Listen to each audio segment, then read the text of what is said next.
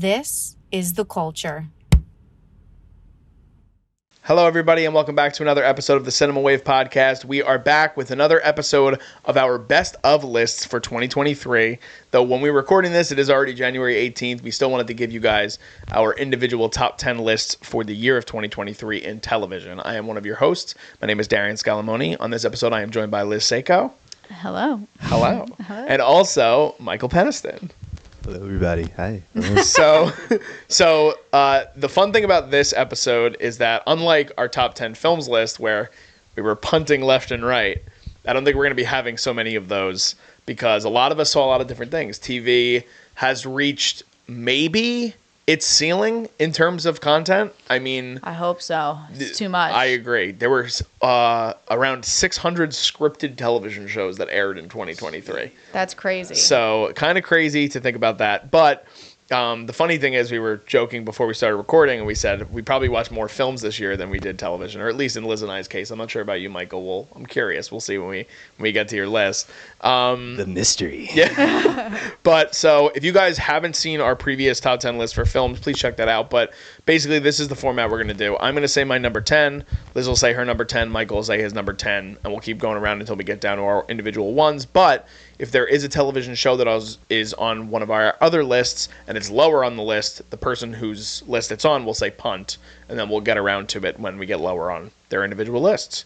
You guys ready? I'm ready. All right. Let's do it. So for my number 10, I'm going with a show that has been in the television stratosphere for quite a while, and I'm going to go with the most recent season 6 of Netflix's Black Mirror. So that is my number 10. Did that make either of your guys' lists? No, I did watch it, but it's not on my list. Okay. Michael? I also watched it, and it did not make my Okay. list. No. So it was the one that it just barely cracked my list. I will really quickly say there were a couple shows this year that I started and I never returned to, or I didn't get a chance to finish before we started recording this. And I do think one of them probably would have surpassed it. Fall of the House of the Usher, Winning Time, Season 2, which unfortunately is over now, and The Diplomat, which was on Netflix. So this made my list mostly because of two episodes in particular that were, in my opinion, some of the better episodes that we've seen in a long time for Black Mirror. The most obvious one, I think, is probably Beyond the Sea. That was the episode that starred Aaron Paul, Kate Mara, and Josh Hartnett, where they play those astronauts and they're out in space, and Josh Hartnett unfortunately loses his family. I don't want to give away too many spoilers, but that is basically what happens in the episode, and he tries to inhabit the body of Aaron Paul's character. And boy, oh boy, is there drama. It's a good one. In that episode. So that was a big part. And then Lock Henry, which was a really haunting sort of portrayal of this young British couple who goes back to, or Scottish couple, I should say, and he goes back to his hometown to work on a nature documentary, but then they get drawn into some, a more, like, again, really sinister local story that's happening there. So those two episodes to me, like, really were some of my standout episodes of the whole entire year, so that's how it got in for my number 10. But that's my number 10. I thought it was good. I just honestly totally forgot that I even watched Black Mirror, and so I was like, okay, so maybe it wasn't that memorable. I did like the one episode with Annie Murphy. Joan is awful. Yeah. That one was pretty crazy. That was funny. Very meta. Very meta. Maybe the most meta Black Mirror episode they've ever done. Yeah. I honestly think that this past season was the most meta, because I know that they did the whole, what was it, like Red Mirror with the one episode too? The last episode? The horror episode? Like, yeah. What was Red Mirror? What is that one about? I don't remember. It was like where like that demon came and was like befriended the one girl, and then like but he was like a very like sassy. Oh, no, and she had to, I mean, if you haven't seen it, but plug your ears for a second. She has to like kill 3 people. Yes. Right? I think that was it. Yes. Yes. In order for her not to die. Yes. Or no, for the world not to end. Mm-hmm. Right? Yes. The world. I think so. Yes, Right? She has to, in order for her, like, in order for the world not to like burn. Yes. She has to kill 3 people. Mm-hmm. And I know it fit like this whole like new Red Mirror thing that they were doing. Right? Yeah, I don't know. They've been trying to get even more. I mean, with Bandersnatch. Did you do Bandersnatch when it came out? I did do that, yes. Yeah, like Bandersnatch. Did you do Bandersnatch? did. It was a very interesting experiment, and it drew a lot of eyeballs. But Black Mirror is a very unique show. It's cool because it brings in all these really great talents, and even like sort of helps undiscovered talent sort of pop up in things. Like I know even in like the Lock Henry episode, like Mahala, who has had like a really big 2023 with this and Leave the World Behind and Dumb Money, and she's one of the leads in HBO show industry. Like she was in a lot of stuff this year, including an episode of Black Mirror. Like Zazie Bates was in one episode this season. I mean, Annie Murphy, like you said, we haven't really seen her in much else, if anything, since Schitt's Creek. So yeah, I mean, it was a good season. It wasn't the best season, but unfortunately, there were a lot of things I didn't get around to, which we'll talk about that later too. But Black Mirror is number 10 on my list. Liz, what is your number 10? First, I'll say there are 4 shows that I haven't seen yet that possibly could have been on my list if I've seen them.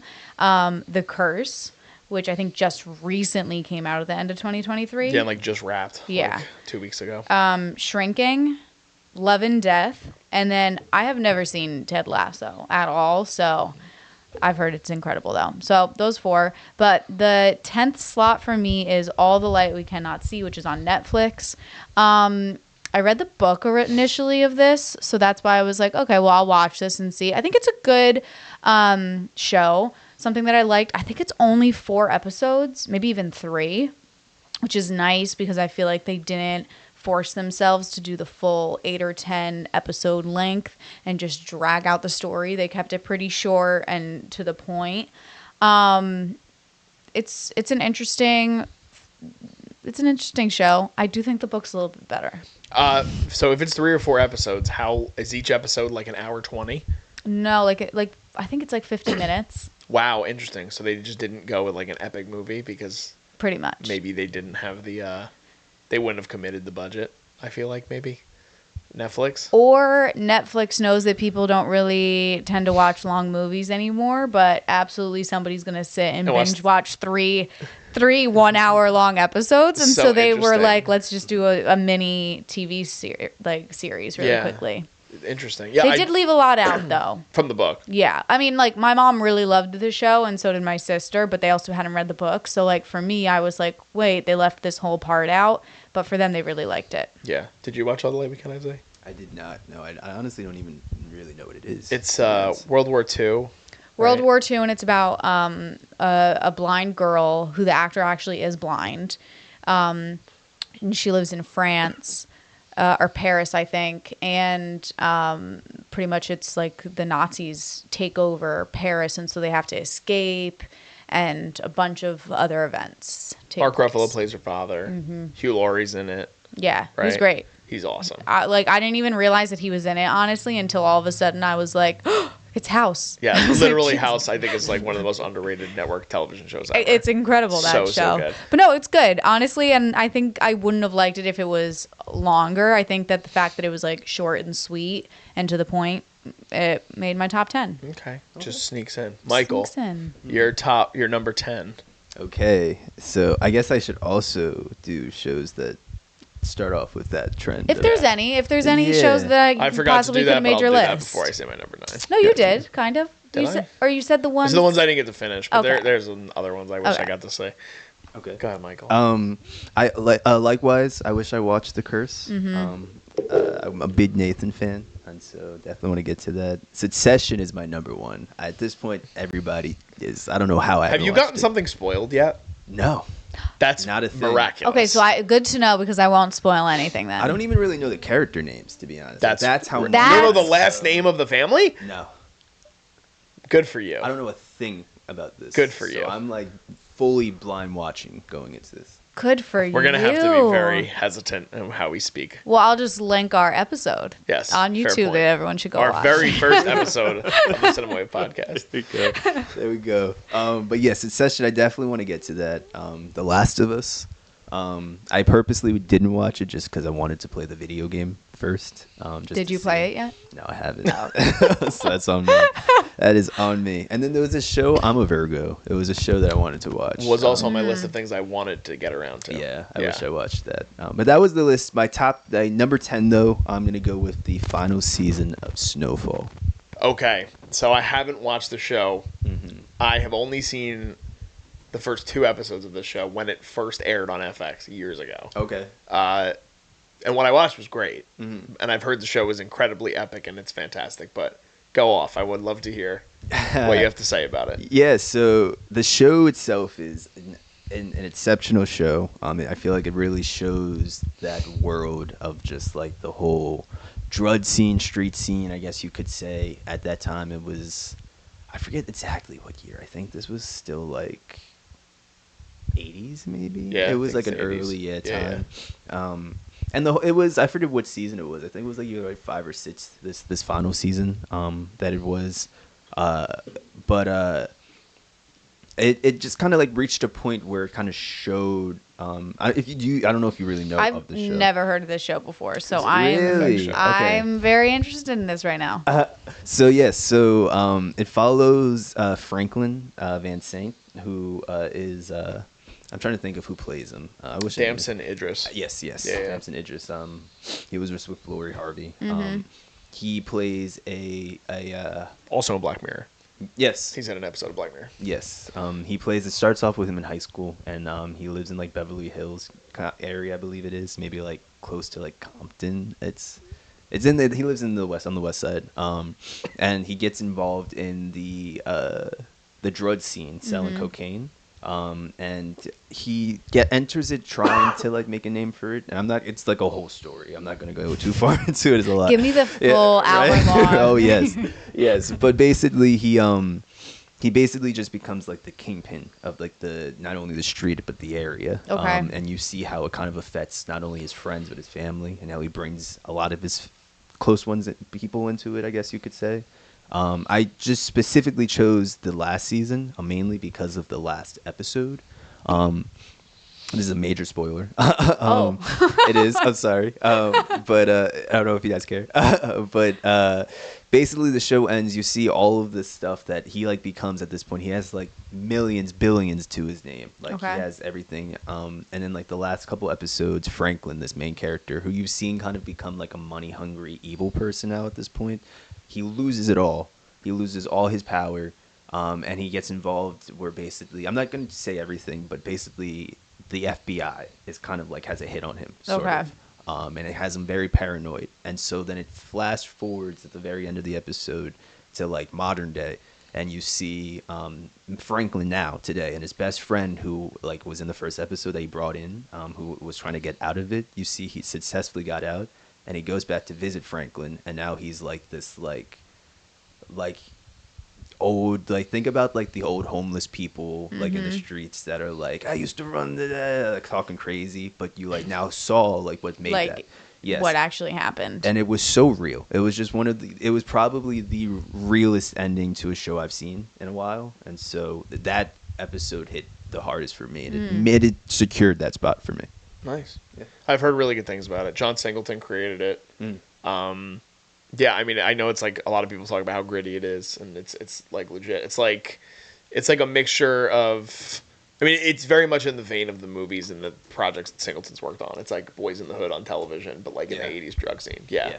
So a little more serious probably than, I mean, Boys in the Hood is also serious, but Yeah, I definitely say it's more grounded, I would say, probably Yes. for Snowfall. Yeah, that's a good pick. I really want to get around to watching Snowfall. Yeah, definitely good watch. So that's one that would probably also be on my list of things that I haven't seen, but I haven't seen like the whole show.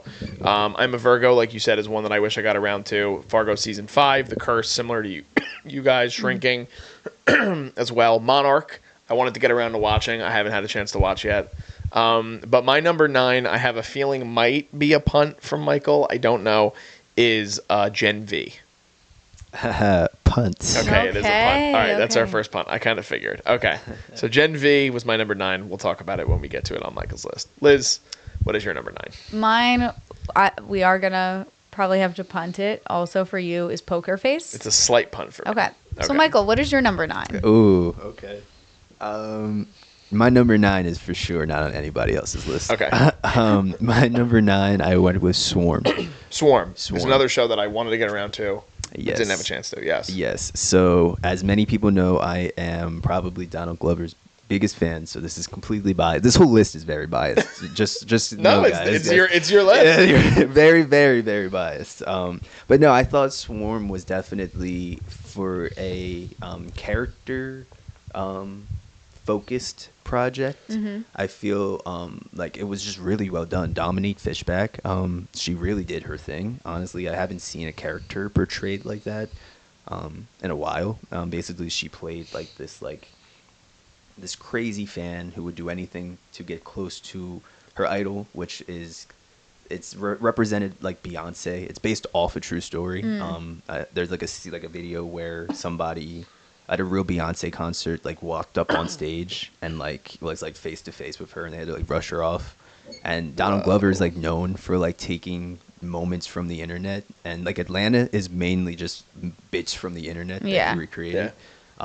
And so he took this and he made a whole project out of it. And she goes and you see how far it goes and how the obsession really kind of dwells, and like how we kind of have obsessions from the people close to us, and like we like attach certain things to that. And it's, I don't know, it was mentally, it's like a really cool project focused on the mental. And so I thought everyone delivered really well in that project. Yeah. Malia Obama wrote on that show too. Yeah, that's right. First thing she ever worked on since she started working in film and television. Wow. So Swarm is another one on my list. Unfortunately, I didn't get there yet. But my number 8 we can talk about because, like I said, it was a slight punt, and it is Poker Face. Yes. So you haven't watched Poker Face, right? I've not. Okay. So Poker Face is basically my number 8. Liz's number 9. Probably in my opinion, and I've watched a couple shows on Peacock, which I think they're actually doing pretty good in terms of their original programming. But Poker Face, I think, is their best show so far, and it's basically them doing their own version of Columbo in the modern age, where every single week you have this self-made private eye, which she doesn't really call herself either. She just has a bullshit detector, as she says, which I love. Natasha Lyonne plays the main character. And what I love about the show is, while we're in this big era of just anthology series constantly, and every season you get something different. Every single episode, you would get a whole new setting. You get a whole new set of characters that she interacts with throughout. And there were definitely some standout episodes. My favorite episode of the whole show, Liz, I don't know what your favorite was personally. Mine was the one that took place in the senior center. With Judith Light and I want to get the other actress's name because they're both so great in it. Give me 1 second. So the name of the episode is called Time of the Monkey, and it is Judith Light and S. Apatha Murkison. And Simon Helberg from Big Bang Theory is also in that episode, and he shows up later. But yeah, she plays Charlie Cale, and she's basically trying to escape this mob boss from the first episode, and then it's basically a road trip. And every single time she stops off, she gets a new job, she meets new people, and she tries to solve a new murder case every single week. And it's so good. I mean, the ensemble's crazy. Adrian Brody's in it. Ron Perlman is in it. Benjamin Bratt. Hong Chow is in it. Like I said, Judith Light. Chloe Sevigny. Ellen Burstyn. I mean, oh my God. Tim Meadows. The cast is crazy. Yeah, there's so many people. Charles Melton, too, which is like the other thing that he did last year in addition to May, December. He shows up. So yeah, it was like a delight. Like the show week to week was so fun to watch, and yeah, I'm looking forward to seeing. Like, this is the type of show that if they wanted to, they could just keep going. Like they could do so many seasons of this. So Poker Face is my number 8, and it's Liz's number 9. I'm a huge fan of Natasha Lyonne, honestly. The first time that like I feel like I really was aware of like how good of an actress she is was did either of you watch Orange Is the New Black? I did. Yeah. And she just for me was like, she could play a horrible person, but there's something about her personality that I think is truly her that makes her so likable. And usually actors that play them, not themselves, but play the same character over and over again bother me, but she doesn't. Did either of you watch Russian Doll? I unfortunately haven't had a chance to see that yet. I loved it. Yeah, I heard it's really so good. Like, I would even say it's probably a better performance for her in that show than Poker Face. Yeah. But yeah, I mean, I don't think this show I would have enjoyed it as much if she wasn't the main character. Sorry, everybody. We almost had a picture come down. We almost had an accident. My God, so sorry. Anyways, I really like the show. It's a super easy watch. It's not like you have to pay fully attention all the time to know what's happening. I also like that they aren't just doing simple storylines in each episode. They're making you kind of be like, wait, what's going to happen next? Where are we going with this? What's the point? And yeah, I just really like seeing all the random actors pop in and you're like, wait, what? Like, how do they get them to come on and do this one, like, small 5-minute role? Yeah. But yeah, it's good. I like that show. Awesome. All right, Michael, we did your 9, right? Yes. So now, we're going to Liz's 8. I'm sorry. Oh, my 8. What is my 8? Oh, my 8 is Jury Duty. I haven't watched None it. of you I didn't watched watch it either. All I'm going to say is I think the reason that this show is getting so much hype is because of how smart the production team had to be to pull this off. I don't think they'll ever be able to do it again. I don't think a Jury Duty 2 is coming unless they completely don't do, like, Jury Duty and they do, like, something. Can you explain the show to me? Because I don't even know if I fully understand. Okay, so the show is, and they say this in the first, like, this is the opening credits, so I'm not spoiling anything for you. It is a fully scripted improv show. Everyone is an actor. Every single person knows what's happening, that they're on a film set, except one person. And it's that guy that is like the lead person. He thinks he actually got called for jury duty.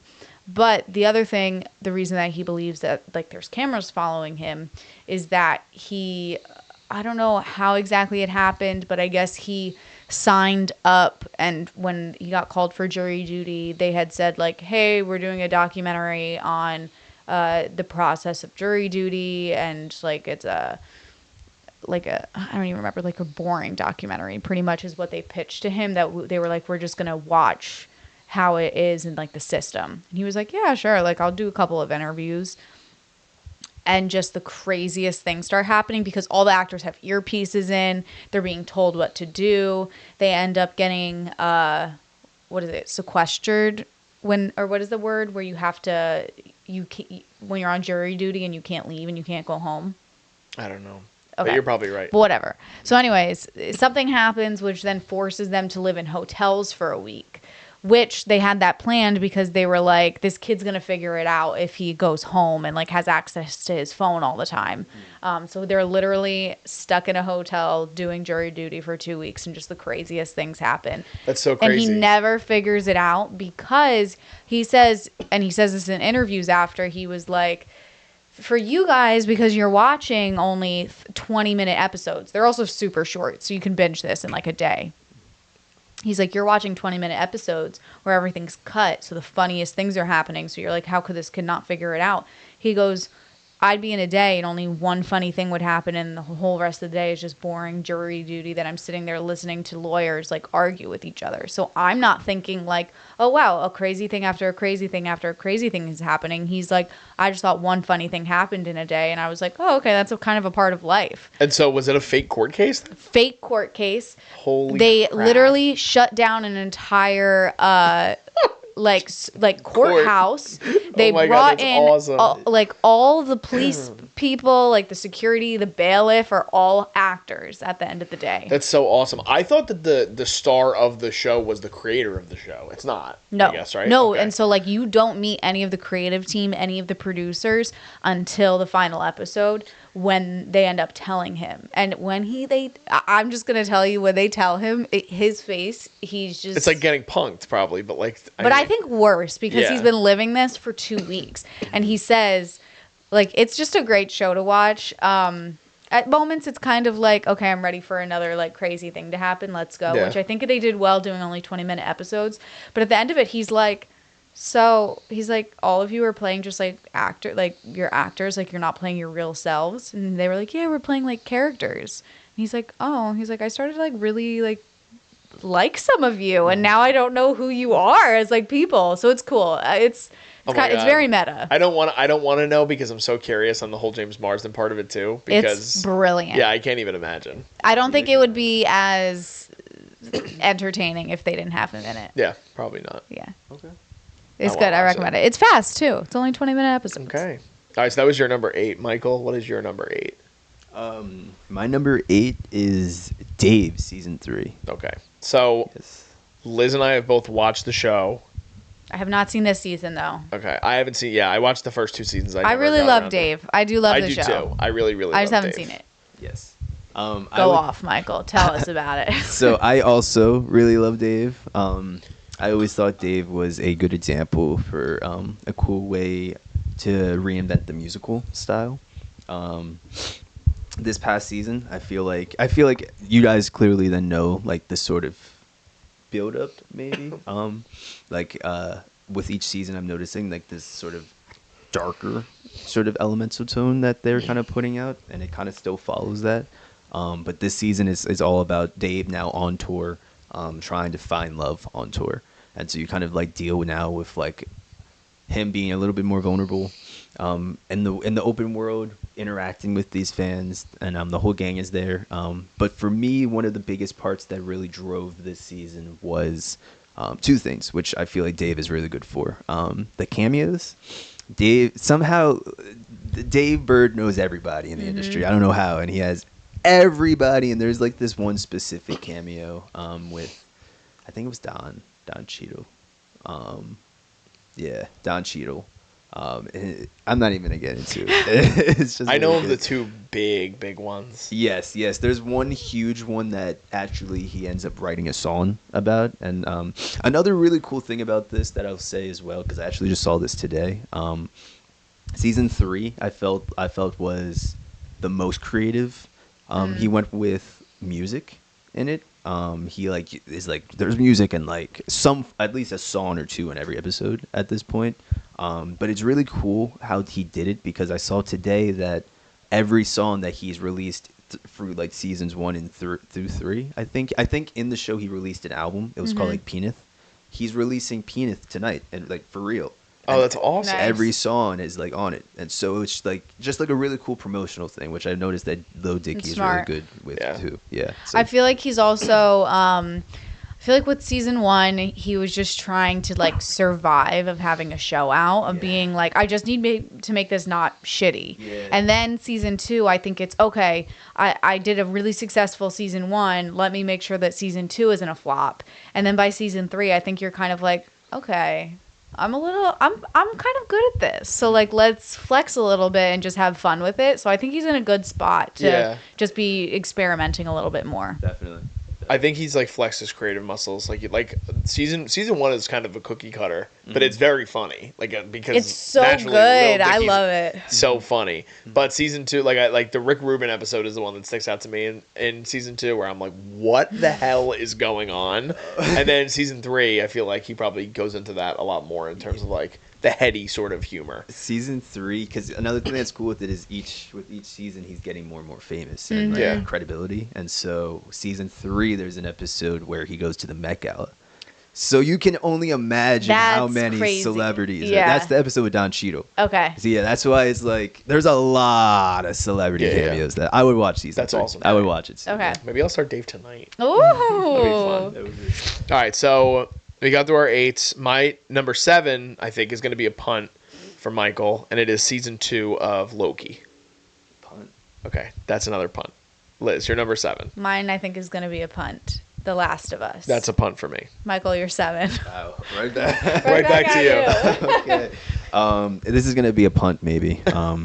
I think you should leave season 3. That's a punt. Okay. All right, so we're back. Darian number 6. All right, my number 6. He's a punt. Here we go. We're going to keep going punts now. My number 6 is Beef from Netflix. We're punting. Punt. Okay, we're punting. Liz, you're number 6. Oh, I think we're in the clear. I think The Diplomat. Yes. Okay, we're in a clear. All right, we've gotten through our punts. We're good. Diplomat is a show that I have watched the first 2 episodes. Really, really enjoyed. Just haven't had a chance to return to. But Liz, please tell me why you love the show as much as I probably do. Honestly, it's just fully Carrie Russell for me. She's so underrated as a talent. I think people are sleeping on her. I think they don't appreciate just the amount of acting she's doing in this show. It's crazy. Yeah.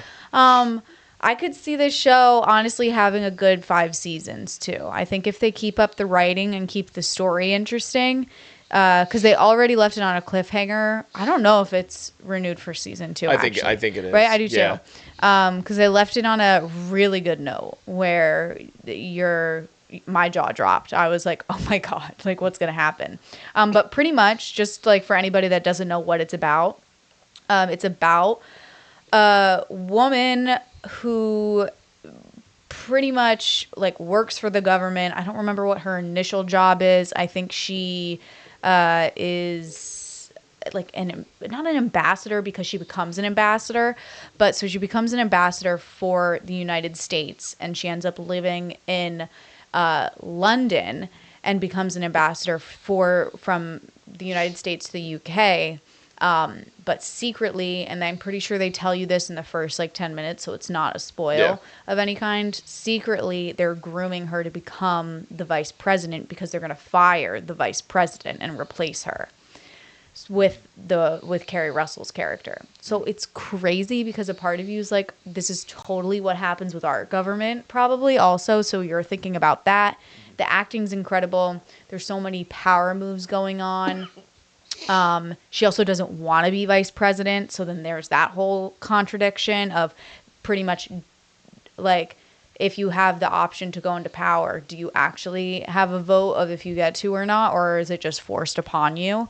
So they go into that. It's just really great writing.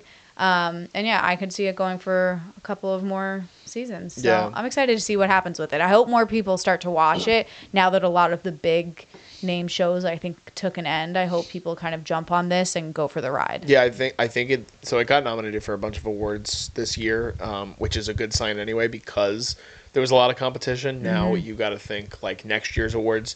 You have no Succession. You have no The Crown. I don't think The Crown is going to get. I don't know if they have that second half of the season that might still count. But like you're losing out on those two dramas right away. Then you don't know if White Lotus probably won't be in it next year because I don't think they're even going to come out till 2025. So has a big opening to kind of fill in and maybe wind up winning for best drama. It feels like to me like on Netflix that sector of like political drama that it was missing since House of Cards ended. Yeah. So it does a great job there. The one thing that you didn't mention that I wanted to mention really quick is the chemistry between her and Rufus Sewell as her husband is gorgeous. Literally, I love it. I know, maybe the best man and wife on television right now, in my opinion. They're so good together. So yes, The Diplomat is really good. Yeah, you should watch it. Okay. Hey. All right. That was your number 6. Michael, what is your number 6? Oh wow. We jumped. We're up there. We did. This is probably gonna be a punt. I chose Abbott Elementary. That's a punt. Yes. Okay. Yes. All right. So now we're at my number 5, which is no longer a punt from Liz. Oh yeah. And my number 5 is HBO's The Last of Us. Michael hasn't had a chance to watch it, unfortunately, yet. Liz had it at number 7, right? Mm-hmm. Okay. So I had known about this show and the intrigue that sort of surrounded it because I played the first game when I was still playing like video games very actively, like on PS3. I never got around to playing the second game, which I've heard is even better than the first. But the first game is one of the most beautiful games ever made. And so not only, like obviously we're entering a different sector now in film and television where video games are being adapted sort of regularly. Mm-hmm. And Sonic the Hedgehog was the first big one. But then they were doing things like Uncharted, and obviously this year you have Super Mario Brothers, you have Twisted Metal. But The Last of Us was it was a $200 million show on HBO. It was being led by two people that, though they've been in the spotlight, so to speak, like Pedro Pascal, his biggest role was wearing a mask in Mandalorian. And Bella Ramsey, though they both had worked on Game of Thrones, she hadn't done anything major. Mm-hmm. This show, to me, really exceeded all the expectations of what we could have expected from a video game drama. Because they have, I think all the episodes are great, but the bottle episodes they have within the show are some of the best ones I've seen in a very long time. Probably since like the Breaking Bad era. The whole episode with Nick Offerman and Murray Bartlett is beautiful. It's an unbelievable episode. It will leave you in a mess of tears at the end of it. Also, the episode with, I want to get there because they're two lesser known actors, the young boy and his brother. You know what I'm talking about? Oh, yes. Here, I'm gonna look it up. Let me see. Endure and Survive. That actually is the highest rated episode, I believe, on IMDb. Lamar Johnson, but even Kayvon Woodard, who plays Sam, the young boy. Woo! Yeah. Oh my goodness! Like what a heart-wrenching. I mean, we've talked about the Iron Claw in this year, and it's. But maybe next to Iron Claw, this episode of TV was like, just sucks the life out of you as a viewer. And yeah, I just think it's really well done. Craig Mazin does a great job directing it. And I'm nervous for season 2 because I think it's hard. I think they've set an expectation now. And the first game focuses so much on a heavy impact that the fungus zombie-like monsters have. And this season of television doesn't have too much of that. I think it has the perfect blend of having that versus actual character and story. I'm worried about going forward if they start to trend more in that direction. And some of the backlash that has happened online is unfortunate with the show. And it's like, I don't know if, because so much of it is going to be adapting the second game, if that's also going to play into it. But they've already cast a lot of really great ensemble people for season 2. So I'm excited for that. But Last of Us is my number 5. Liz, you had it at 7. So I don't know if you want to talk. I know you didn't like it as much as me. I didn't like it as much as you, and my reasoning is because fully the dialogue bothered me. I felt like it felt like a video game dialogue. And I use this example all the time, but they literally, I'm pretty sure at a moment, were like, let's go to the tree. We have to go to the tree. And then it's just like, why? Like, why do we need to go walk over there right now? And in my head, it's probably because in the video game, it was like, oh, you have to go walk to the tree to find out your next, like, assignment. Or, like, something like that. And so for me, I hope season 2, they hype it up a little bit and try to get a little bit away from the game dialogue. At least keep the same structure, but come on, get some writers in there that can stir it up a little bit. Yeah, the side episodes were gorgeous. I mean, just beautiful character development for only single episodes. But the problem is for me is if this is such a big show and the best episodes, in my opinion, were from side characters that were only in it for one solid episode. Like, what does that say about the entire script itself for like the main plot? Yeah. So I mean, I'm gonna watch the next season. I think they had some pacing issues. I felt that they all of a sudden had a heightened moment, and then the rest of the episode would be just boring and kind of dragging along and just wanting you to go along for the ride. But I was really waiting for that moment of like the script taking off and like making you like, I don't know. I just feel like they build character up to action. Yeah, I just feel like they're in an apocalyptic world, and it felt very like, let's go for a walk. Let's take our time. It's kind of the game. But I can understand your point of reference why you wouldn't like it as a viewer. And also, the co-writer of the show was the creator of the video game, who wrote all the dialogue. Which I just think they're two different mediums. Yes, I think that's a fair point to make. It's still good, not like, but we'll see. Hear my review after season 2. Maybe I won't see season 3 if there's a season 3. If there's a season, I think there will. I think they'll end on 3. So my number 5, it was Liz's number 7, and so now we are at your number 5, Liz. Oh, Daisy Jones and the Six. Haven't seen it. I've not seen it. So why have you guys not seen it? I'm going to start off with that. Because you're kind of like, oh, right? Like, it's just like a music, like it's about like a band, right? I was intrigued by it. I know that the book is huge. Mm-hmm. And I like Fleetwood Mac as a band, which I know the show is sort of based on. A little bit, yeah. So, no, it's just another one that like 600 shows a year. Can't get around to all of them. But I did want to watch it. Okay. I've heard good things. Michael? I just didn't get to it. Because I kept being like, oh, I don't want to watch this. Like, if it's like one of those, like, oh, we're in a band and like we're trying to make it shows. Like, I was like, no, I don't really want to watch it. It's so good, though. It honestly is. Does it have vibes like Almost Famous? Like, that's the vibe I got, but like more dramatic, maybe? Honestly, I guess I could see you kind of having the same vibe, but I didn't think that when I was watching it. Okay. It just puts you back in the time period really nicely. And I can't stop listening to the soundtrack also Yeah. because they put out an actual album. Because all of the actors that are playing these characters that are in the band, they had to take vocal lessons. They all play their own instruments. They like sing these songs throughout the entire thing, and it's pretty much about a band that starts and their rise to stardom and becoming the biggest band in America. And then I think they tell you in the beginning, and then eventually they fall apart, and it's like, it's an interesting take too, because it's not just following it. They started off as like a documentary of them older, looking back on their time. That's cool. It's cool because then you have cuts of like them talking about a time and now them 30 years after it happened having an opinion on it rather than just watching it happen. They'll be like, yeah, probably shouldn't have done that, but whatever. I was like 20, like smoking a lot of weed, and I was a star. That's cool. So yeah, it's cool. I really like it. The music, I find it to be very, like Fleetwood Mac vibe. So I like it. Nice. I do want to watch it. It's on my list. Who best performance? Was it Riley? I would say yes. Yeah. Yeah. Okay. But you know what? The thing is like the two main actors, for me, it was the side characters that really held it together because, like, Suki Waterhouse, oh my God, she's killing it in it. And, yeah, I just really loved, like, the ensemble as a whole. They really vibed with each other and made you feel that they actually, like, they weren't just actors. Like, they were just actually in a band trying to figure it out. Nice. It's cool, though. How I many like it. episodes was it?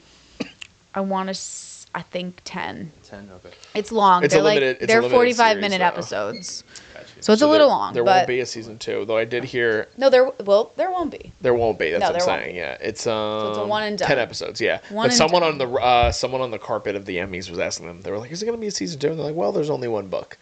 So Yeah, and the way they end it, it's like beautifully bow tied yeah, they shouldn't do a season 2. and like putting it back on the shelf. People, It's just- done. As if we need more television. It's totally fine. Just end it where it's at.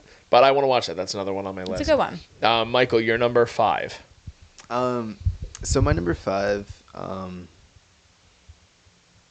you changing it last minute? I like. It's so funny too because I was like always like in a spiel about how I was confident with this list. I'm confident with this. I just He's like, Say it. I wish it was Rip lower the than it Band-Aid is. off. Go ahead, just say it. it's not bad. All right, so I put Invincible season 2. Okay, so I'm gonna guess why you're hesitant to why it's as high as it is. Why is that? Because it's only half a season Yes, so far. Yes, partially that. Yeah, so I even included it as like part 1, like season 2, part 1. So it is only a little bit. But I also just like had to like think about it. And I was like, oh snap, like you're right. Yeah, is that enough? Like, you know, I mean, it is if you love the it show. is. I love the show. I love Invincible. What is it about? I have no idea. Okay, so Invincible is it's an animated show, Okay. and it's about a character named Mark who's a teenager. He has superpowers. His dad is basically an alien. You think of like Superman. Think of like Superman. Okay. That's the best way to describe it. And all through season 1, basically, you saw like Mark get his powers and like start to like learn how to use them, and like there's like a whole like Justice League sort of team with his dad, and you just kind of see him like coming of age sort of project, and then a little bit of a spoiler in the last episode of season 1, you find out that his dad is actually like he is obviously from another planet, but like his main goal is to go to different planets and like kill out like the races on there. And so essentially his dad in the last episode just like kills the entire Justice League, like everybody. And so now Mark, his son, is the only one that's like strong enough basically with the same power to defeat him. And like for the last like 20 minutes of the last episode, it's like his dad just like beating the living shit out of him. Like for an animated like show, It's very bloody. Oh, okay. Yeah. Wow. Yes. And so season 2 came out, and it was only like 3 episodes. Oh. So that's why it's a little hard to pick. But it was still good content. I feel like the cliffhanger. I already spoiled season 1, so Yes, I'm not going to spoil serious. season 2. But I feel like though it was 3 episodes, how they kind of went into it, it kind of had a huge like impact. Okay. How it started and how it ended too. It ended again on a cliffhanger. It's not a spoiler, but it does involve his dad again.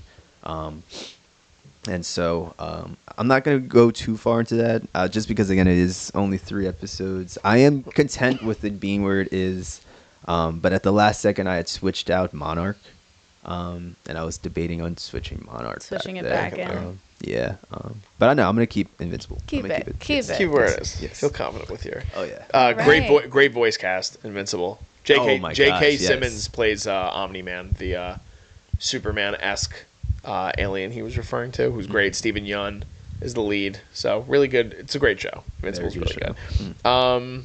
Okay, so that was your number 5. My number 4 might be a slight punt. Is Abbott Elementary season 2. Slight. Okay. Slight. Slight punt. Your But number 4. We can talk about my number 4. It is. Beef. Okay, so you bunted this before. It was my number 6, your number 4. And what is it for you? 3. Oh. Should we talk about it? No, let's just push All right, it we'll one more punt it. time. We'll Okay, push Michael. it one So more you're Back to 4. you. Your number My 4. 4. This was an original punt, Gen V. Gen V. Okay, So, there you guys can go off about it. Liz is like, I'm gonna sit Bye. here. I'll do my nails. You guys talk about the superheroes. You go all right. first though, because So Gen V is a spin-off of Amazon's most popular show ever, The Boys.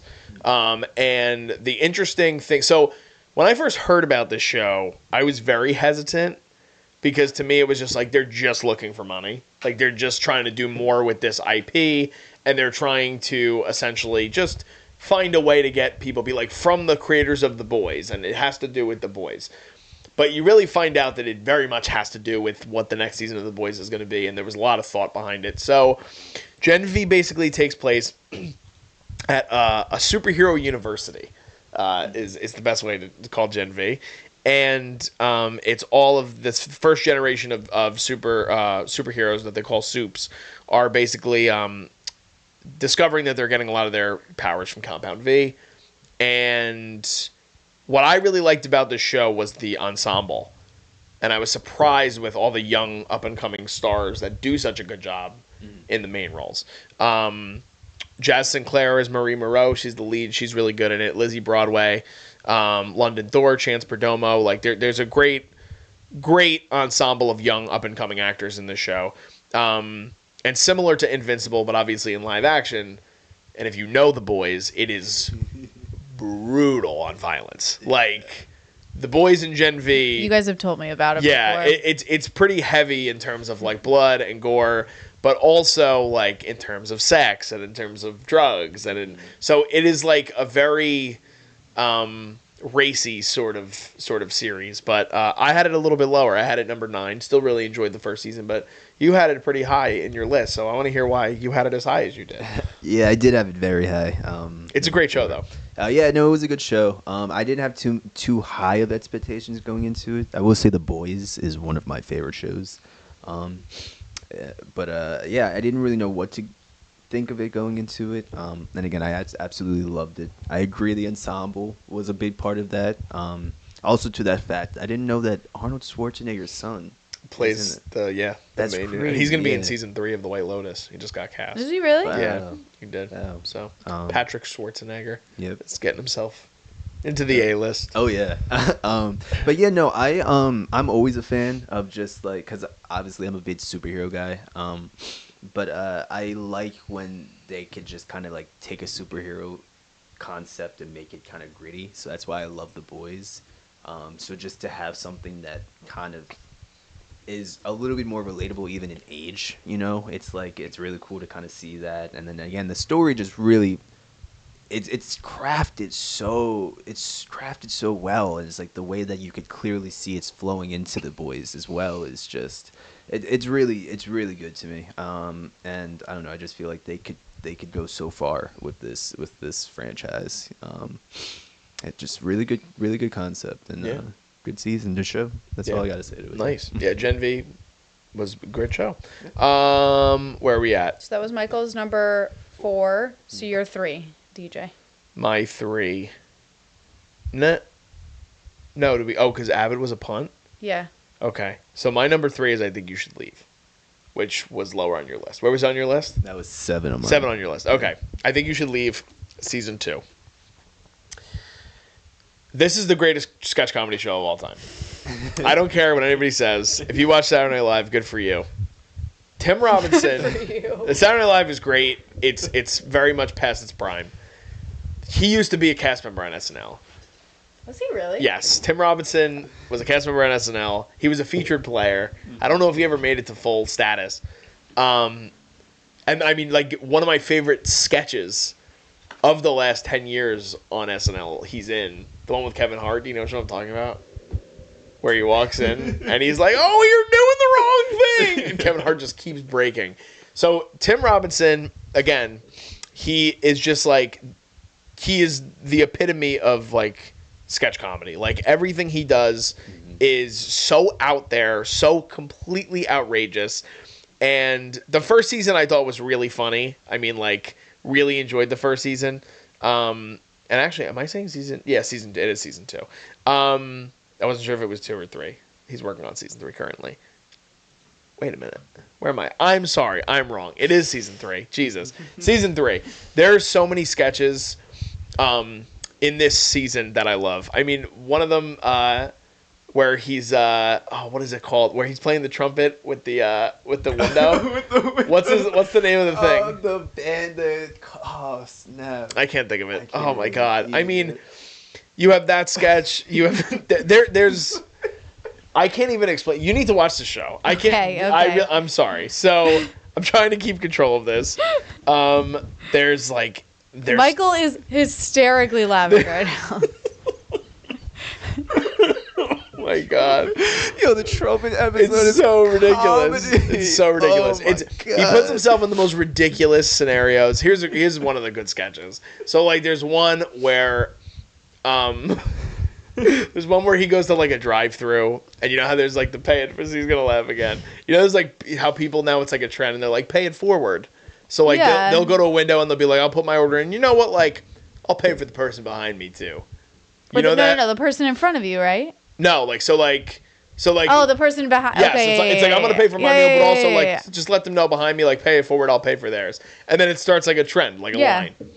So Tim Robinson, he shows up to the window and he orders something. He goes, and I'll pay for the guy behind me. So then he completely turns back into the drive-thru. It's his. Gets behind the car and he drives up to the window and he goes, I want to order 45 hot dogs, 45 cheeseburgers, 45 drinks. And he's like going off because he thinks that the person in front of him is going to order for him. And then he racks up the bill to like $400, like through it at a like McDonald's or whatever. And then the person in front of him starts freaking out. And he's like, you don't understand what I do for work. He just like loses his mind. So anyway. Long story short, So it's funny. it makes me laugh more than anything probably currently in the world. Yeah. Genuinely. I think that Tim Robinson and I Think You Should Leave, and it won Best Variety Comedy Series this year at the Emmys, at the Golden Globes, everywhere. So I Think You Should Leave with Tim Robinson. If you guys haven't had a chance to watch it, you should watch it. And again, talk about bingeability. Every episode is like 20 minutes or shorter. Yeah. I think it's like What's 17 it on? minutes per episode. Netflix. Okay. So it's a Netflix original series. And again, being able to give someone like that was such a good writer on SNL, his own ability to just do whatever. And I mean, again, cameos. Like Steven Yeun shows up in episodes. Mm-hmm. Like Tim Meadows is in some episodes this season. He just gets crazy cameos now because everybody loves the show. Mm-hmm. So I Think You Should Leave was my number 3. And it was your what? Number 7? It was my number 7. Yeah. Talk about it.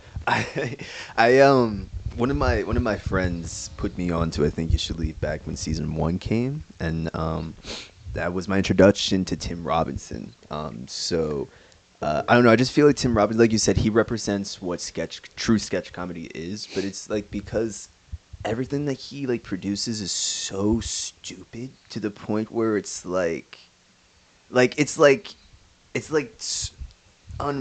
just always hilarious. It's just like, I don't know, he plays into the right amount of stupid when it comes to sketch comedy. And I don't know, it's like in like that level of random too, I feel like. I don't know, I just like clearly I was just like dying over here just thinking about the episodes. I don't know, I feel like he takes like crazy concepts. Like the one that I was dying at first was it's like where he has like this window and he like pretends to play it. He's doing this thing with his lip space. That was a terrible explanation, but It's hard to explain. Again, it's very hard to explain some of the sketches. You have to watch it yourself. It's so random, but again, it's just so perfect. And I don't know, and I don't know. I feel like Tim Robinson is also going to be one of those characters that like, as stupid and funny like and hilarious as he can be, I feel like he's going to be one of those guys that like will randomly be in like a drama and like deliver like a crazy performance. I don't know. I just feel like Tim Robinson himself is the type of person you should watch for the industry's future. Yeah. I feel like he'll have made some noise. It's a fair point. Yeah. I wish he was in charge of like writing all the comedies that are getting theatrical releases nowadays. Because if he was, then I feel like we'd be seeing better comedies in theaters. Honestly. I think he's so funny. Yeah. But yeah, so I think you should leave as my number 3. Liz, your number 3. I don't know if this is Abbott. Are you Are you punting that again? I did punt out. I had that at 6. Yeah. You had it at 6? 6? Yeah. Oh, okay. So we can talk about it. We can talk about it now. Great. Yes, because you punted it for me. Yes. So I punt. Okay. Abbott season 2. Yes. I mean, it's just a great show. I think like it's one of those comedies that anybody can watch it and just find it hysterical, but then also very heartwarming. For anybody that doesn't know, it's about teachers in Philadelphia who are just hysterical, but they also love their job so much and they're trying to help these poor kids just like get through life. And I think it's just a great shout out to our teachers. A lot of teachers can laugh at it. But I don't know. I also relate to it a lot, having like some crazy teachers that I'm like, oh my God, now it makes sense. But you guys talk a little bit about it too. Mike, you want to talk about it? Yeah, sure. I love Abbott Elementary. My mom's a teacher, and so I very much can see that experience through my mom's own experience, and it's very real. It's so funny. I feel like every character delivers perfectly. My favorite character, I feel like, is who is the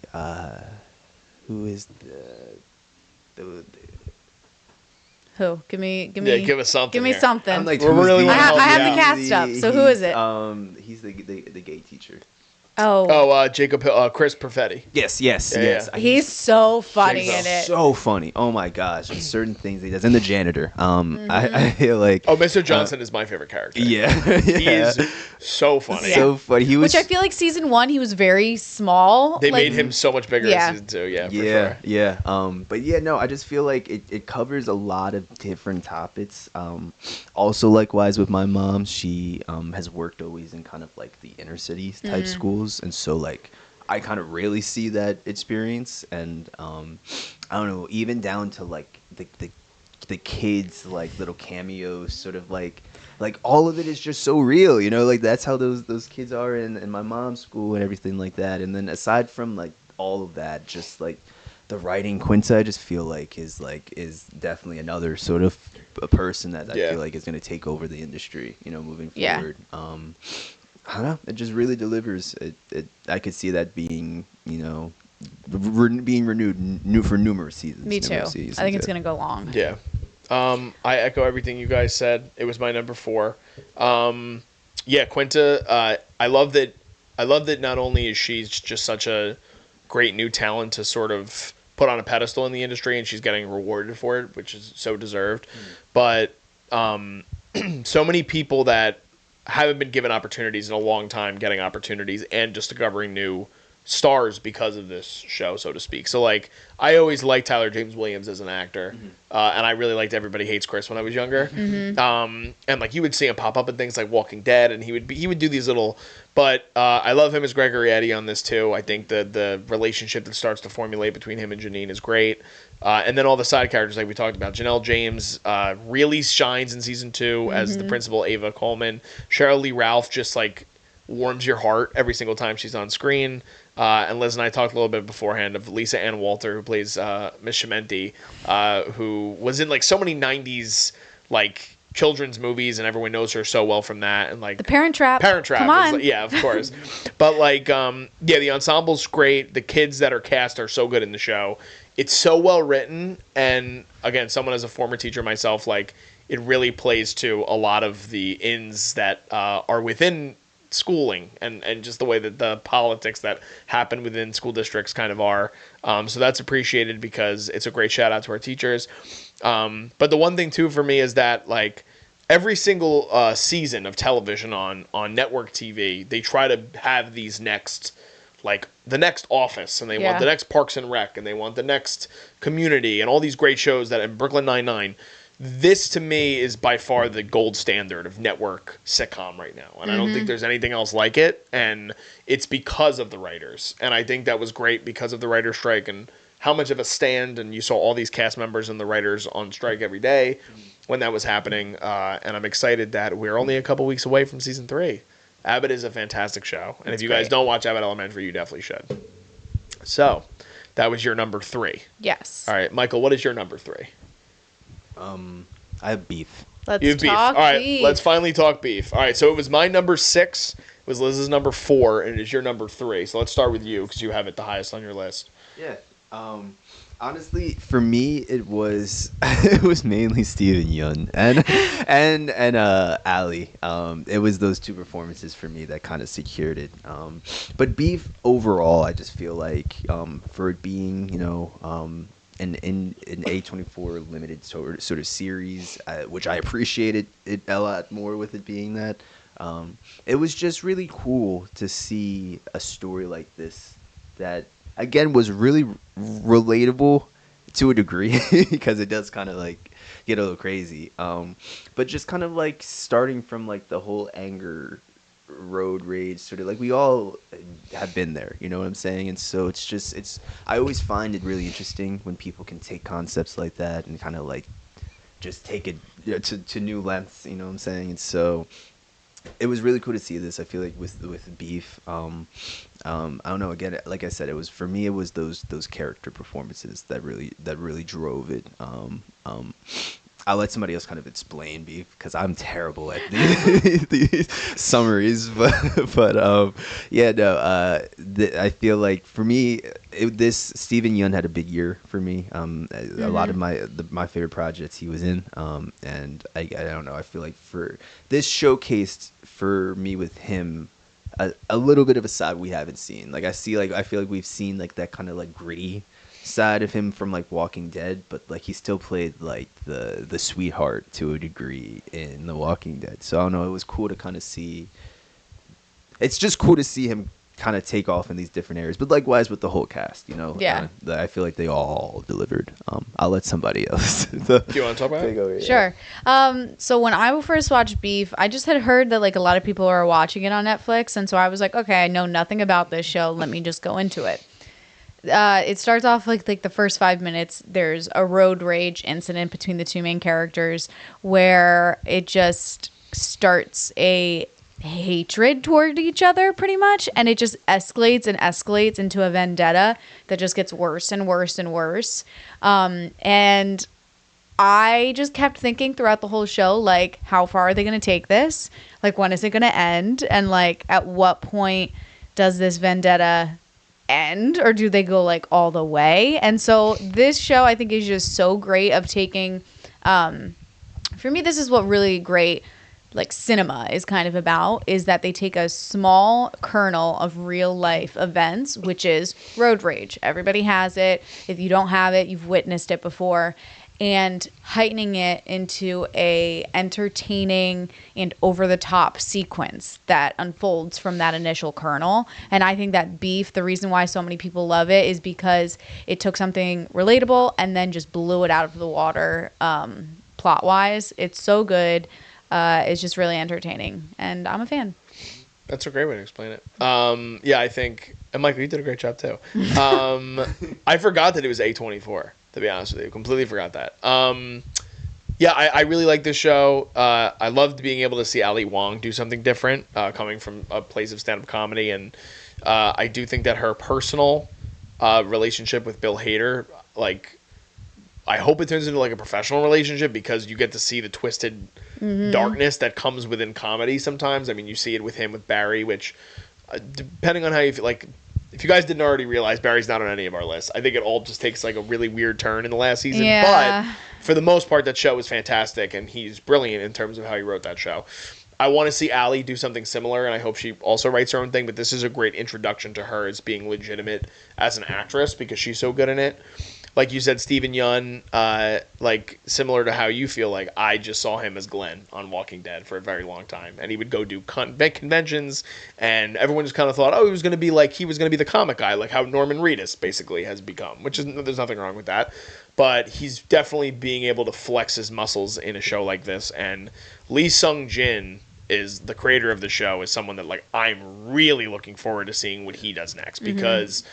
Like you guys both said, to take a concept that's so simple and flesh it out into this sort of crazy, chaotic turmoil that what this show is a real testament to the writing team and how they were able to take this little thing and make it so extravagant in terms of what it became. So yeah, Beef was great. It's probably the number one show of anybody in the industry. If you look at all the videos from the red carpets over the award season, they're asking, what are you guys watching? Everyone has said Beef. And it swept at the Emmys and it swept at the Golden Globes. So Yep. Beef is a great show. Yep. And that was your number 3, you said, right? My 3, yeah. Your 3. Okay. So we covered my 4, we covered my 3, and we covered your 4 and 3. I think there's only 2 more shows. We have well, there's 3 more because Michael's going to have one in his 2 that's probably... Oh, no, there's 3 more shows, yes, that we have to cover in total. Yeah, because they're all the same. Yes, they're all the same. Okay. So... let's start with your number 2, because your number 2 was a punt from my number 7. Yes, it and was. Liz has nothing to do with this. What is this? Loki season 2. Out. She's like, see ya. Peace All out. right, Loki season 2, which if you guys didn't know, we have all our weekly reviews of all of Loki season 2 on the channel, so check it out. All conversations between Michael and I. But Michael, for the people who haven't watched it, why is it your number 2 show of the year? Yes, so Loki, quick little recap. Loki kind of covers post Loki's story after the events of Avengers Endgame, where you kind of see him take the Tesseract and then disappear. And so season 1 for Loki, I feel like again that was like the entrance into a new phase, this new era with this new Disney Plus show, and it was one of the first shows. And it was one of the better examples of the Marvel shows, should I say. Loki season 2, though, I feel like cemented it as being the best Marvel show and probably one of the best Marvel projects. I know we talked heavily on that.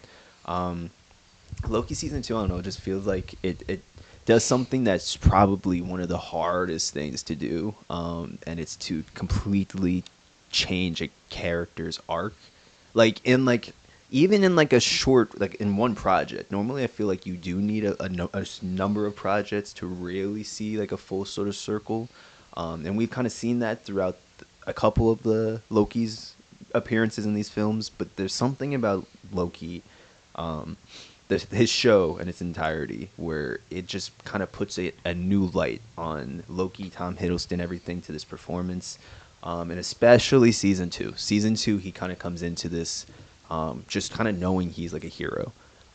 And I really don't want to spoil this just because I genuinely feel like in the midst of the bad that we've been getting from Marvel, Loki is one of the better things to see. And so I will urge anybody to go watch that if they can.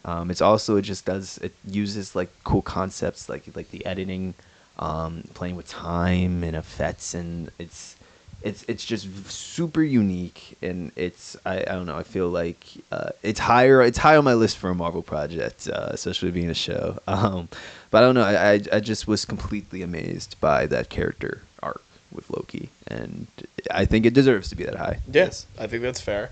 Yeah. I have it a little lower because I think that though the last 3 episodes of the season are unbelievable, I think that it kind of stumbles to get its footing in the beginning of the second season. And I think if this, I understand why they didn't do it this way, and it was smart to not do it this way. This whole series as a whole, through the 2 seasons, the full 12 episodes, make it one of the best stories they've ever told. And I think that that's part of the reason why it's not as high for me, because it's it reaches that apex when you think of it all as a collective, like we talked about in the finale review. But as season 2 standing alone, it would be my number 7. But I understand why you have it as high as you do, and I agree.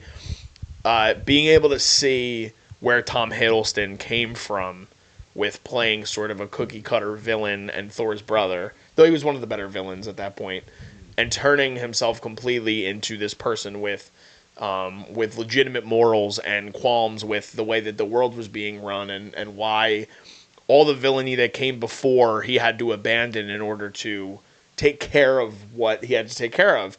And I do think that his performance speaks volumes to what the show does as well. I think that, again, like comic book films, some people are into them, some people aren't. It's part of really what you're able to do with a character. It's like Robert Downey Jr. was so good as Iron Man because he put his all into that. It's very obvious that there's nobody else that could play Loki other than Tom Hiddleston. And I think we talked about that as well. It's like one of the greatest performances in comic book property ever. So, yeah, it's on Disney Plus. It's a great show. Like you said, the way that they play with time is really innovative and really interesting. And yeah, it's definitely, in my opinion, with season 2, it like solidifies itself as the best show Marvel's ever come out with. And like you're right, in a time where nobody really likes Marvel right now, including us. So it makes sense. Crazy. Wow. There you go. So that's Loki. So really quick, we're just gonna go around, just say what our numbers are, and then I think we'll start with Succession. Okay. And then we'll go to the next one. So my number 2 is Succession season 4. My number 1 is season 2 of The Bear. Liz. I'm flipped. Number 2 for me is The Bear. Number 1 for me is Succession. And then Loki was your number 2, and your number 1 is The Bear. Okay, so let's start with Succession, because Michael hasn't seen Succession, and we won't spoil it. Do you want to talk about it, or you want me to talk about it? I'll start. I don't want to spoil it for Michael, so I'm not going to. I'm not going to spoil it for anybody. We have a whole episode out about the final season and kind of the entire show as a whole because it just ended. But Succession, it will go down as one of the greatest shows. It's on the same level, at least for me, as like Breaking Bad, Mad Men, Sopranos, like Better Call Saul. It's in that world of iconic shows that people are gonna kind of just like keep rewatching just because they've heard about it and they're like, oh, that's a show that I need to watch because everybody talks about how great it was. The writing's incredible. It's so witty. It's so funny. All the performances, these people are they're just battling in every episode of who is going to outwit each other, outsmart each other. Both as characters, but then also as actors, I think. They're just always trying to challenge each other to bring out a better performance each episode. It's just so good. I don't know what else to say to you. The characters, you fall in love with them, even though you hate them, and they're all such assholes. And you're like, these are the worst people in the world, but you can't help but love them and somehow, like, feel bad for them or even, like, root for them the whole time. I love this show. I probably will rewatch it because it's been a little while now since I've seen the first season, but it's so good. It's just so smart. Yeah, I echo everything you said, especially the part where it's like, who would have thought that there would have been a show as beloved as this when you're rooting for the worst people in the world, and you hate them? Because it's so obvious that all these characters come from a place that is so shitty, and they're just like not good individuals. And it's so obvious every single time you watch it, but you can't help but laugh at the things that are coming out of their mouths and the situations that they're presented with. The acting is phenomenal. I mean, if you haven't watched the recent award shows, like, there's a reason that every category is, half of it is filled with actors from the show. Yeah. Because everyone is at the top of their game, and everybody should, and hopefully will, become a star after this show because of the work that they did on this show.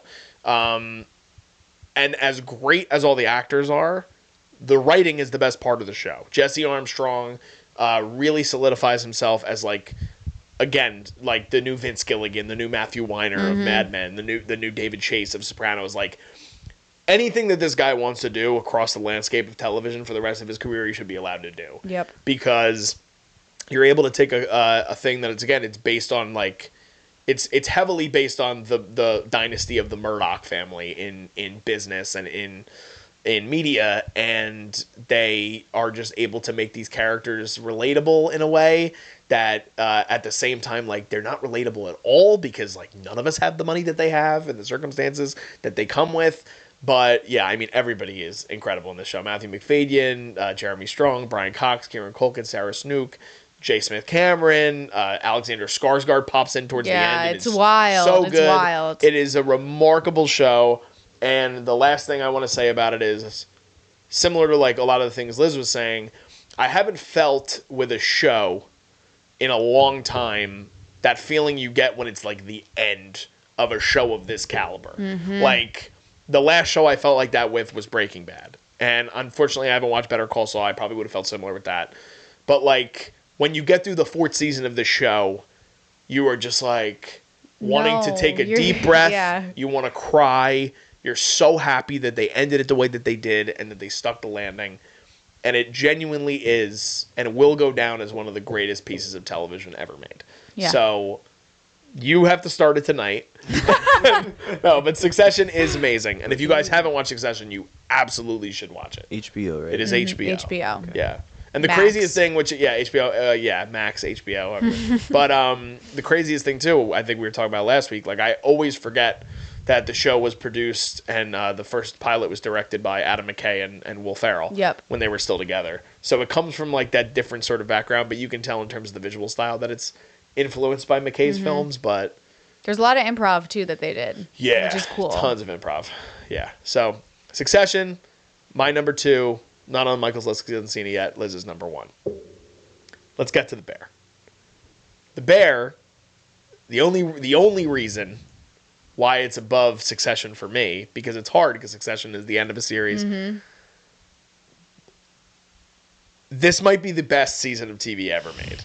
I talk so much in hyperbole, and I'm so sorry for it. But this show does something that is so unique in taking a concept from the first season that is so simplistic and just placing you in a sandwich shop in Chicago with these characters that you love and sort of see them take off and see what makes them tick and see it all in these moments and in these bite-sized episodes. Again, like 28 minutes is the long. And season 1 is the longest episode, I think. And you even have the one episode in season 1 where the whole thing is in one shot throughout the whole kitchen, 20 minutes straight. But season 2 just completely raises the bar of what they can do with this show and what they should do with this show. Because, man, like, my favorite part about all of it is that Christopher Storer, the creator of the series, had never done anything before. Yep. And he went to FX and he's like, I have a concept for a show. And they gave him a chance. And it is everyone's obsession, as it should be. There's so much to talk about with it, so I'll just start there. I mean, I'll pass it off to you. Yeah, I mean, it's a great show. The only reason I put Succession above it was because this was Succession's final season, and so I was kind of like tipping my hat to it. But The Bear, I mean, it is, it's one of the most relatable shows, I think, especially if you've ever worked in the restaurant. I think that's what got me hooked on at least watching it for the first season was I was like, oh, okay. Like I worked in a restaurant for probably, I think it was like 4 years that I worked in one. Oh my God. Everyone jokes that like the PTSD this show brings out, and me too, is just on another level.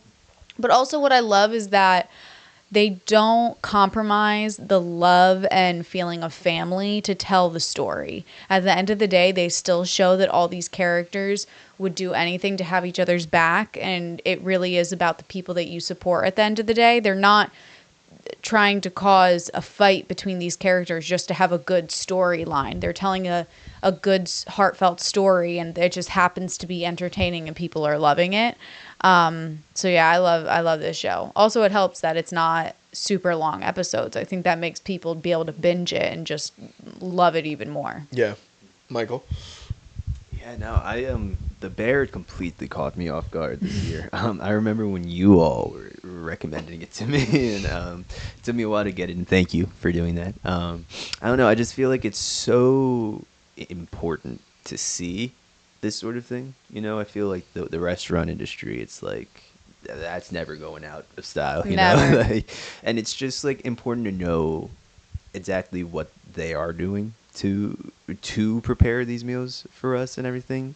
And just aside from that, like to know that like obviously like these are performances, you know, like it's based off real things, but like that's just how real these performances are, you know. It's just like, I don't know, it's there's something about these performances where it's so wholesome. It's weirdly wholesome because it's like you're watching them curse each other out and scream in like high pressure situations, but you still know that there's like a certain amount of love through it that like comes throughout the restaurant industry. I don't know, and it just completely puts like a new image on that whole just job industry. But it's also done the favor for all of us of I feel like showcasing a lot of just really good talent. Yep. I feel like Jeremy. We all know now how he's blown up this year with Iron Claw, so we all know that especially. But Io has had an incredible year, and she's Stacked just year. Yes, and she's just incredible in this show. I always forget his Eben name. Moss-Backrack. Eben. Yeah. Yes. Cousin. Cousin.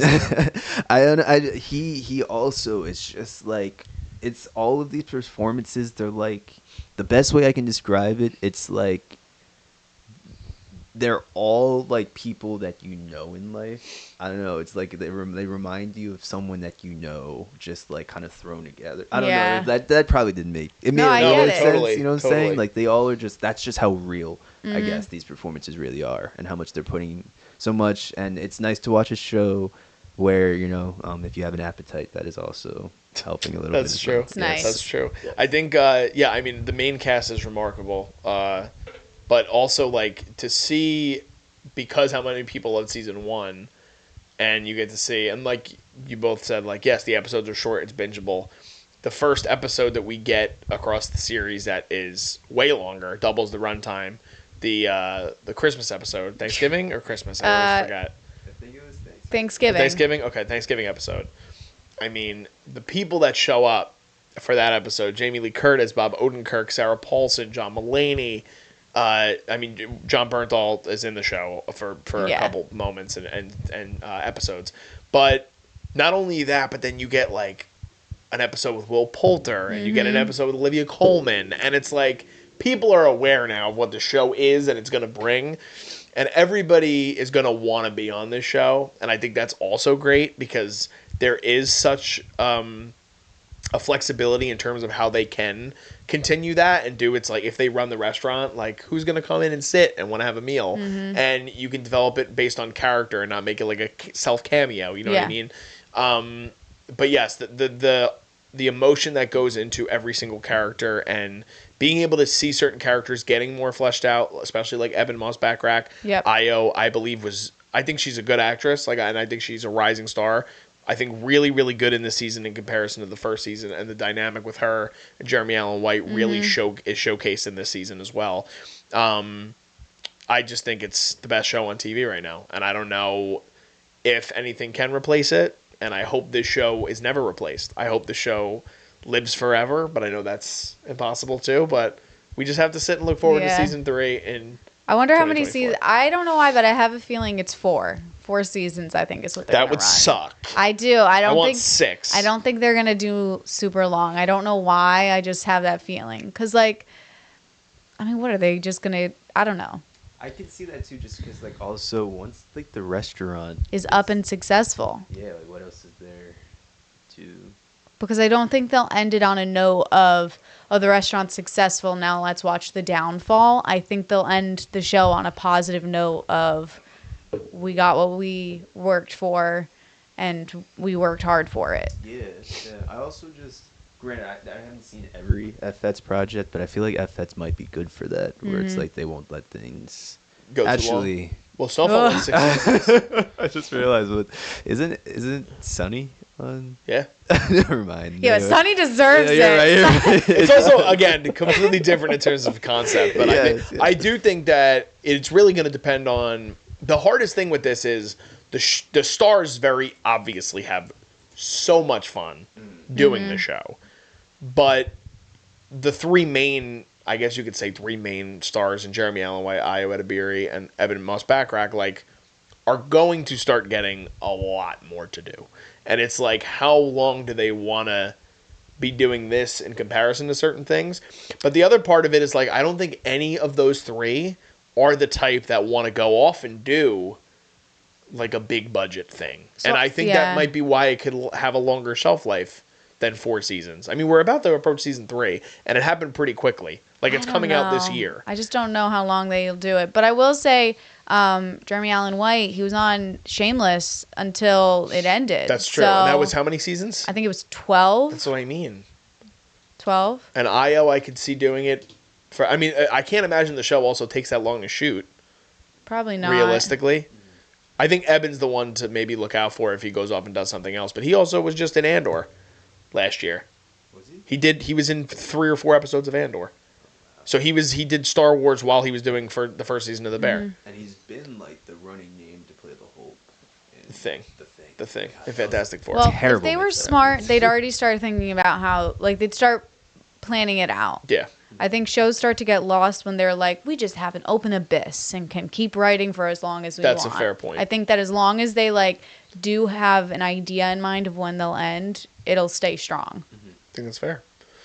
That's all I right. got. Have we talked? We talked enough? We've talked. We have talked. Those are our individual lists of our 10 favorite shows of 2023.